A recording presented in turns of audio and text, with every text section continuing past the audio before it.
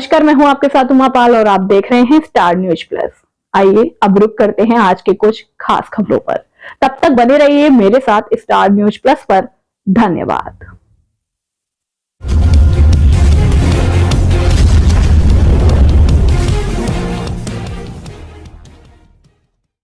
CM की budget पूर्व meeting में पशुपालकों की अनदेखी। लालजी रायका। राष्ट्रीय पशुपालक संघ के अध्यक्ष लालजी रायका ने कहा कि कल मुख्यमंत्री द्वारा किसानों, पशुपालकों और डेयरी संघों की बजट पूर्व बुलाई गई मीटिंग में पशुपालकों को सबसे कम समय दिया गया। अर्थव्यवस्था में कृषि के महत्व को बताया गया, लेकिन पशुपालन के योगदान की कोई चर्चा नहीं की गई, जबकि पशुपालन कृषि के बाद सबसे ज्यादा रोजगार देने वाला क्षेत्र है। इसे लगता है कि सरकार का पशुपालन संवर्धन में कोई रुचि नहीं है। मीटिंग में लालजी रायका ने इस अनदेखी की तरफ सीएम का ध्यान आकर्षित करते हुए कहा कि अर्थव्यवस्था में पशुपालन का जो योगदान है उसके अनुसार सरकार उसके विकास के लिए काम नहीं कर रही। जो पशुपालक अपनी भेड़ों और गायों को राजस्थान से बाहर लेकर जाते हैं, उनके बच्चों के पढ़ाई के लिए पर्याप्त आवासीय विद्यालय नहीं है।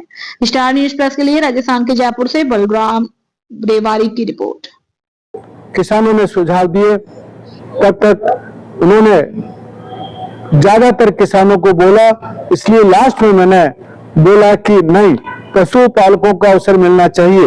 दूसरा, जो उन्होंने इंट्रोडक्शन दिया उसमें केवल कृषि के बारे में बताया, इसलिए मैंने ये भी उनको ऑब्जेक्शन किया कि किसानों को बारे में आप बताइए, लेकिन साथ के साथ पशुपालकों के बारे में बताइए, क्योंकि पशुपालकों का जो कंट्रीब्यूशन कृषि के बाद उनका दूसरा स्थान है।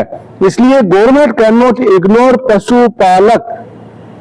सीएम के सामने भी मैंने बोला कि पशुपालक सेगमेंट सबसे ज्यादा रोजगार देता है कृषि के बाद, इसलिए they can not ignore. Migrant पशुपालक की हमने डिमांड उठाई, जिसमें सबसे ज्यादा डिमांड जो आवासीय विद्यालय की है। जहां जहां पे हमारे आवासीय विद्यालय नहीं है, चित्तौड़, भीलवाड़ा, राजसमंद, मारवाड़ जंक्शन, बाली, सिवाना, पाली, सोजत, नागौर, बीकानेर, अलवर, किशनगढ़, अजमेर और जो जालोर के हमारे तहसील है भीनमाल और दूसरी तहसीलों का सांचौर, सबका हमने नाम लिखा है। इसके साथ ही मैंने बोला कि लड़कियों के लिए, बालिकाओं के लिए कोई भी आवासीय विद्यालय नहीं है, not a single school for girls. इसलिए गर्ल्स में इस बजट में कम से कम 5 स्कूल खोलने चाहिए। इसके अलावा मध्य प्रदेश में जो हमारे भेड़ पालकों के साथ जो समस्या आ रही है, जंगल की समस्या, रास्ते की समस्या, उनकी ऊन का कोई समर्थन नहीं मिल रहा है, चोरियां हो रही हैं, उन समस्याओं को सीएम के सामने मैंने उठाया। इसके अलावा मैंने बोला, हमारे जगवाल जी ने ऊंट के बारे में बताया था, उन्हीं के पॉइंट को लेकर के मैंने बोला कि ऊंट कानून रद्द होना चाहिए, क्योंकि ऊंट कानून से ऊंटों की कीमत कम हो गई है। जो ऊंट कानून से पहले 40,000 की कीमत होती थी, वो भी 20,000 की हो गई है। इसके बाद डिस्कशन में सब उन्होंने पॉइंट नोट किए और मैंने ये भी बताया कि हमने जो आंदोलन किए, जगह जगह ज्ञापन दिया है, लेकिन सीएम के ऑफिस से एक भी रिप्लाई नहीं आया। That is not right. इसके बाद में हम लोग पूरा मीटिंग खत्म हुआ, सीएम का भाषण हुआ। बड़ी दुख की बात है कि सीएम ने सारा भाषण किसानों पर केंद्रित रखा, लेकिन पशुपालकों को इग्नोर किया। इसके बाद में सभी जो मिनिस्टर्स मिले, पशुपालन मंत्री मिले, उन्होंने बोला कि नहीं, हम पूरा विचार करेंगे, मैं भी जाने के लिए तैयार हूं।